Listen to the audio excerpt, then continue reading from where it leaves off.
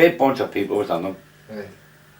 And everybody knew everybody, and I don't believe there was many shut doors at that time.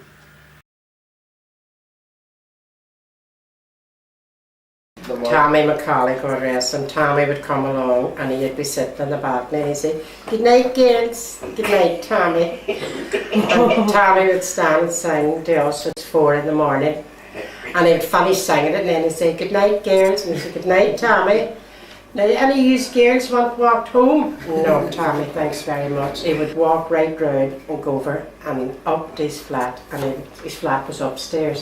So his bedroom would have been facing over onto our balcony. And he just had the lantern light on, so there was a silhouette of Tommy strapping off. And we were standing watching Tommy. See nothing, just a silhouette. Big Bertie Roddy. Big Bertie was... Oh, he was always in everybody's business, like Bertie, like, you know what I mean. And Bertie had an answer for everything as well, like, you know. Civil big man, like, you know. But he can drop you in the shit all the time too, like, you know. If he told a story about you, like to your mother or father or whatever, like, you know what I mean, you were going, "I wonder, how'd she know that?" You know what I mean? So either he was getting it from somewhere else, or he was watching pretty closely from somewhere, like, you know what I mean.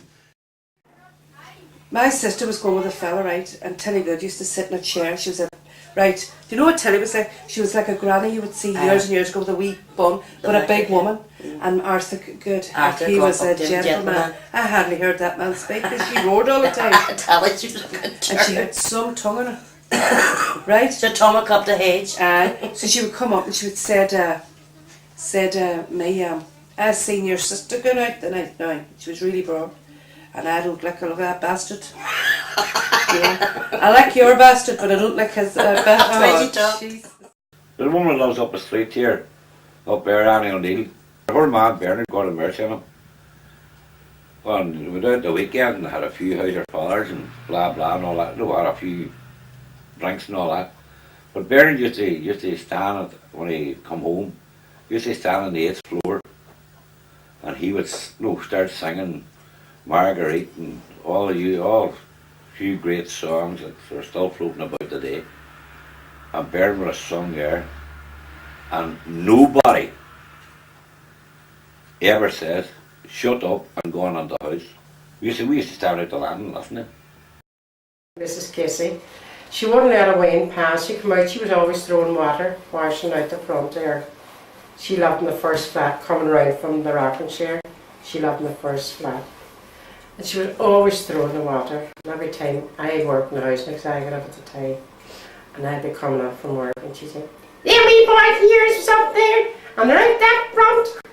And I says, "Mrs. Casey, you're a big family yourself." And even her own daughters used to say there.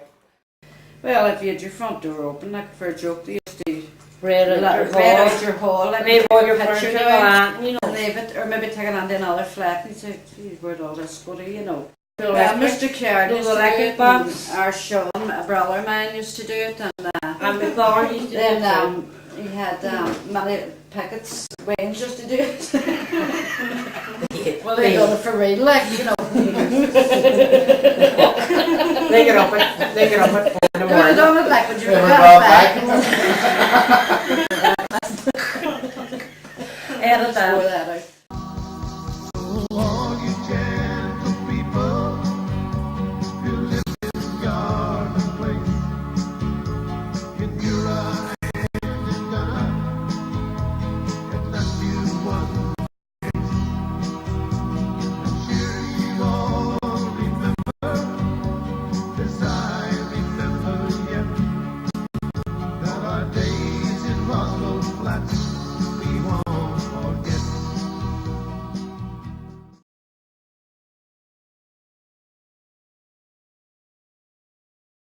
We were coming back from visiting. There was myself and my brother, who was in the Irish Army at the time, and my father. And we were actually in the lift when we heard the shots being fired. And as we got up and came out of the lift on the 8th floor, the 2 soldiers were lying dead just outside the lift sort of thing, like, you know. But I always remember this soldier coming running down the stairs. He must have been coming from the Sanger up the stairs sort of thing, like, you know. And he had lost it completely. He had lost the map completely, you know. And I made my father taking the rifle off. I always thought afterwards, like, would it have been any different if we hadn't come out of the lift at that time? Would your man have went on the rampage or whatever? Because it was totally hysterical, like, you know, and it was frightening. There was only a couple of them ways. We were standing stoning the pig in Front Street. Me and John White, we were standing at the railings of the balcony at the back of Joseph Bliss. We were just chatting and we were watching the wains and thought nothing of it. They were just enjoying themselves, you know. But a crack as it was down for the wains, but we seen the hatch come down then and he just fell then, and me and John we tried to go up to him, and we were hiding behind a wee wall behind the grass fairs, and your man wouldn't let us up. He was going, when these movies, I'll get it.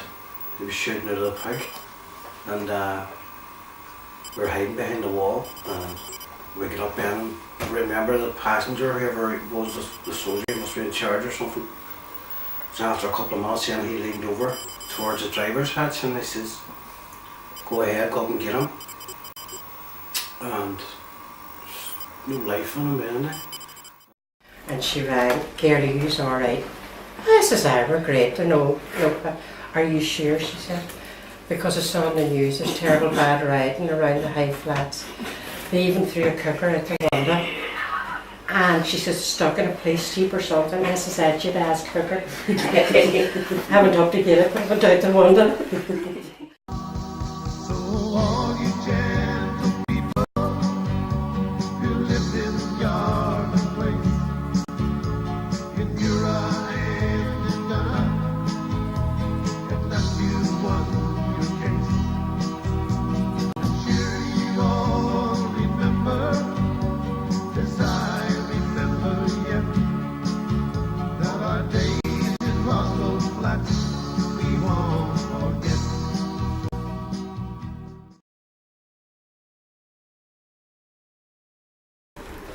Uneill's only boys, as you know, and she used to let on, I'm taking your wee gear. And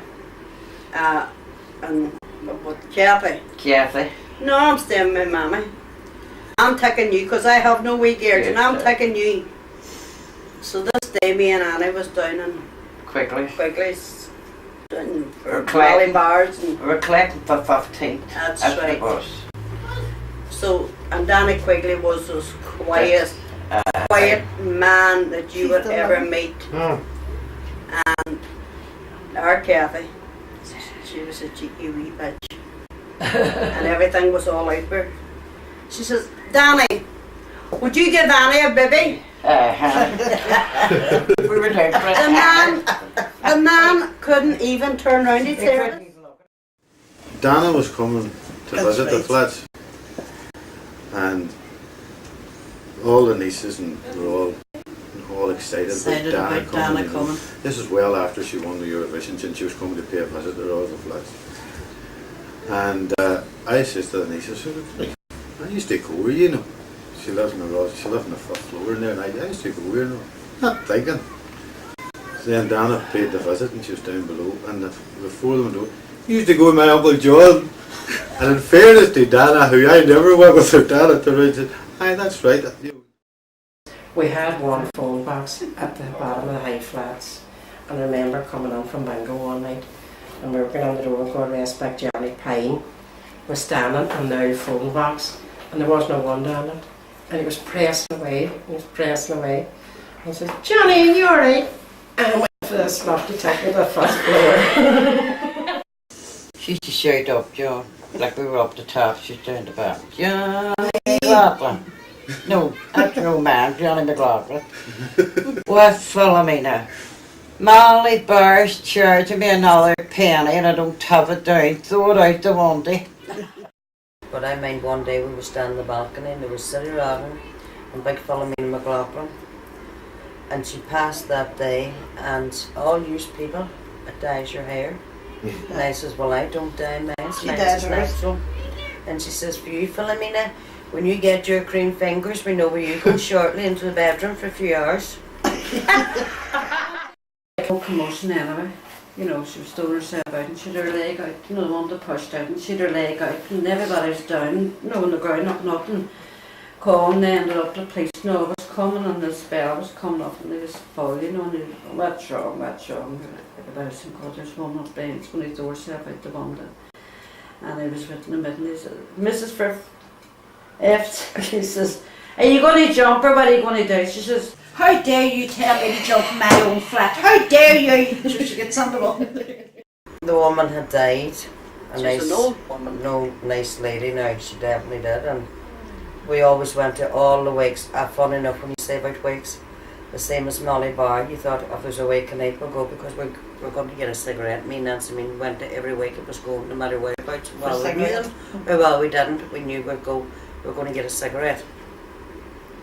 But we went to that one particular, and Anne was there, and Mary Lambert, and the Johnsons, Slim Karen, and we're all sitting, all just Marie sitting. Johnson, the whole flats We're all was there. just sitting nicely, cigarettes Bernie and going down, and Bernie and Brady was that, and I'm just sitting nicely, cigarettes there, sitting ground, happy days, you know. Pass them round.